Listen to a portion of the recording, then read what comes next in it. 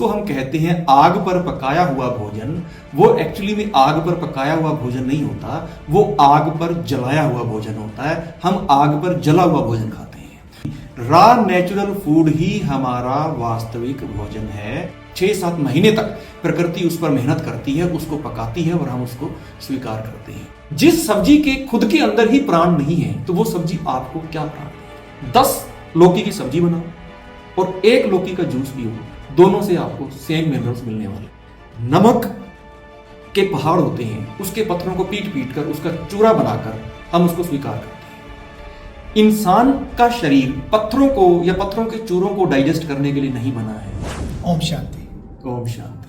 विशाल भाई जी, एक बात कही जाती है कि सच्चा सुख निरोगी काया। जी तो सबसे पहले अगर इंसान की काया निरोगी है तो वही उसके लिए सबसे बड़ा सुख है। जी लेकिन आजकल हम सब देख रहे हैं कि हर व्यक्ति में कोई ना कोई बीमारी जरूर होती है। जी तो बिल्कुल निरोगी काया क्या आज के दौर में भी रह सकती है?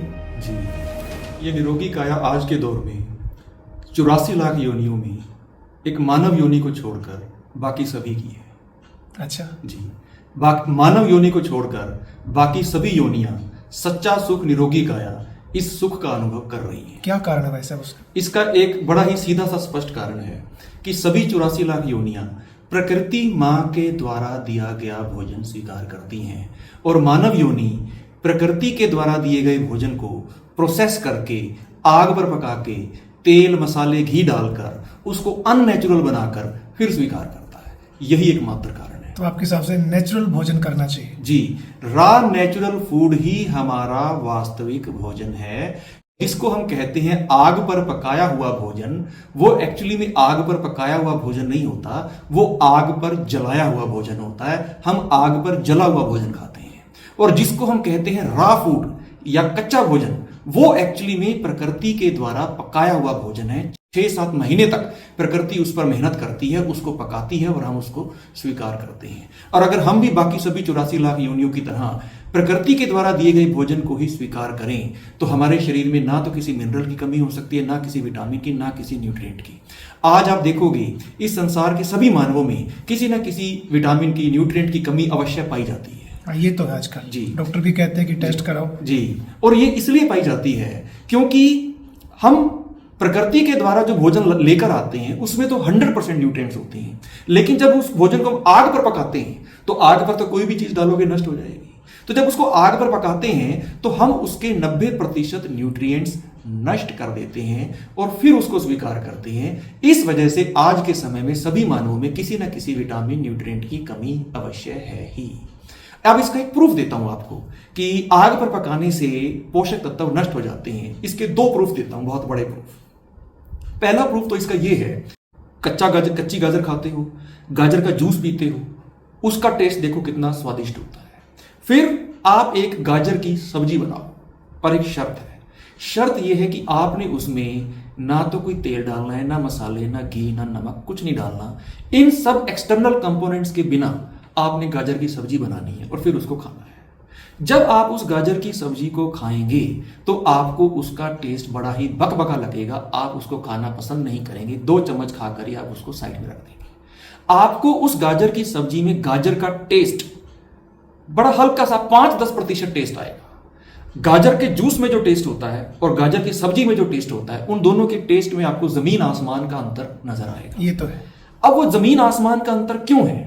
क्योंकि जैसे जैसे मिनरल्स, विटामिन कम होते जाते हैं, उसका टेस्ट कम होता जाता है। किसी भी सब्जी में, किसी भी जूस में उसका टेस्ट उसके मिनरल्स के कारण होता है। वो तो आपने कर दिए नष्ट आग पर डालकर, और फिर आप उसको स्वीकार कर रहे हो। आप 10 लौकी की सब्जी बनाओ और 1 लौकी का जूस पियो, दोनों से आपको सेम मिनरल्स मिलने वाले हैं। 1 लौकी के जूस में 100% न्यूट्रिएंट्स होते हैं। तो ये तो था पहला प्रूफ। अब आपने उसको स्वादिष्ट बनाया तेल मसाले घी डालकर, और आप कहते हो सब्जी बड़ी स्वादिष्ट है। वो सब्जी का ओरिजिनल टेस्ट नहीं है। जिस सब्जी को हम स्वादिष्ट सब्जी कह रहे हैं वो एक्चुअली में तेल, मसालों, नमक और घी का टेस्ट है। सब्जी का ओरिजिनल टेस्ट चेक करना है तो आप उस सब्जी को बिना तेल नमक के खाकर देखो, फिर पता चलेगा कि कैसा टेस्ट। लेकिन डॉक्टर तो कहते हैं कि शरीर के लिए नमक भी जरूरी है, तो वो कहां से मिलेगा? देखिए, जैसे आपको सेंधा नमक का उदाहरण देता हूं। नमक के पहाड़ होते हैं, उसके पत्थरों को पीट पीट कर उसका चूरा बनाकर हम उसको स्वीकार करते हैं। इंसान का शरीर पत्थरों को या पत्थरों के चूरों को डाइजेस्ट करने के लिए नहीं बना है। इंसान को छोड़कर बाकी कोई भी योनि नमक का सेवन नहीं करती है। हमें नमक की आवश्यकता नहीं होती, हमें सोडियम की आवश्यकता होती है, और सोडियम हमें मिलता है नारियल पानी से, टमाटर से, पपीते से, पालक से। हमें सोडियम की आवश्यकता होती है। और दूसरा प्रूफ कि आग पर पकाने से सब्जियां जो हैं नष्ट हो जाती हैं। आप एक कच्चा आलू लीजिए और एक कच्चे आलू को आप जमीन में बो दीजिए। कच्चे आलू को जमीन में बोने के बाद आप उसको पानी दीजिए, उसका पोषण कीजिए, उससे पौधा उगाएगा। लेकिन आप आलू की सब्जी बनाइए, फिर उस आलू की सब्जी को आप जमीन में बो दीजिए, पौधा नहीं उगेगा। मतलब उस आलू की सब्जी में प्राण नहीं थे, इसी वजह से तो पौधा नहीं उगा ना। और कच्चे आलू के अंदर प्राण थे तो पौधा उगाया। तो जिस सब्जी के खुद के अंदर ही प्राण नहीं है, तो वो सब्जी आपको क्या प्राण देगी? जरा इस पर विचार करें। बिल्कुल। जैसे कईयों को आजकल शुगर बहुत होती है जी, शुगर से बचने का कोई सरल उपाय है या दवाई के बिना संभव ही नहीं है? देखिए आजकल एलोपैथी में तो किसी को शुगर हो जाए तो सारी जिंदगी इंसुलिन लेनी पड़ती है, पर शुगर का बहुत ही सरल उपाय है। देखिए, अनाज के अंदर शुगर होती है ग्लूकोज, दूध के अंदर शुगर होती है लैक्टोज, चीनी के अंदर होती है आर्टिफिशियल सिंथेटिक शुगर, और फलों के अंदर होती है फ्रुक्टोज। प्रकृति मां के द्वारा दी गई कोई भी शुगर, कोई भी वस्तु, कोई भी खाद्य पदार्थ किसी भी योनि को नुकसान नहीं पहुंचाता है। मीठे फलों की जो शुगर है फ्रुक्टोज, वो इंसान के लिए बिल्कुल भी नुकसानदायक नहीं है। नुकसान होता है अनाज में जो शुगर है ग्लूकोज, उसकी वजह से, दूध में जो शुगर है लैक्टोज, उसकी वजह से।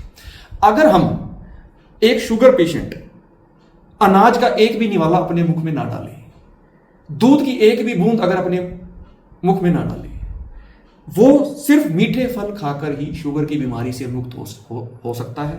और पिछले 30 सालों में एनडीएस की साधना कर रहे, न्यू डाइट सिस्टम की साधना कर रहे हजारों लाखों शुगर के जो पेशेंट्स हैं, वो इससे ठीक हो चुके हैं। मतलब शुगर पेशेंट भी मीठे फल खा सकता है और शुगर से बचा रह सकता है, पर शर्त यह है कि वो अनाज का एक भी निवाला और गेहूं और दूध की एक भी बूंद अपने शरीर में ना डाले।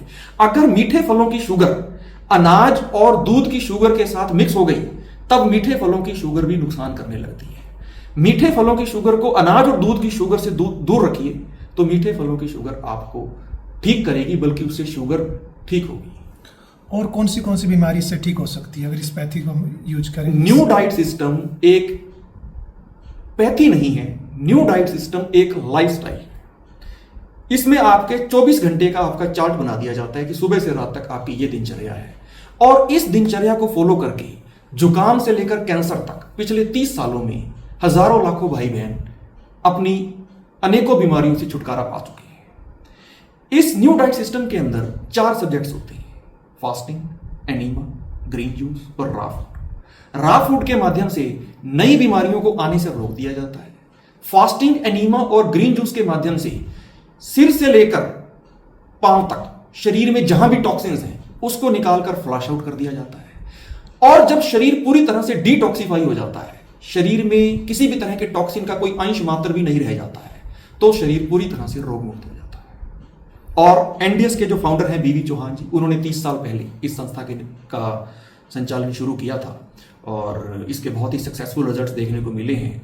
आप यूट्यूब पर भी अगर सर्च करेंगे new diet system NDS experiences, तो आपको हजारों लाखों भाई बहनों के ऐसे अनुभव सुनने को मिलेंगे। आप सार रूप में जी बता सकते हैं कि चार्ट सुबह से लेकर रात तक कैसा होना चाहिए? जी, इसका चार्ट, एक बेसिक चार्ट मैं आपको 2-3 मिनट में अभी बता देता हूं। इसका सबसे पहला तो नियम यह है कि हमें 16 घंटे का उपवास रखना होता है। 16 घंटे ऐसे होने चाहिए जब हम उपवास रखें, और हो सके तो उपवास की प्रक्रिया के दौरान पानी भी ना पिए, और अगर हाँ बहुत तेज प्यास लगी है तो पानी पी भी लें तो उसमें कोई हर्ज नहीं।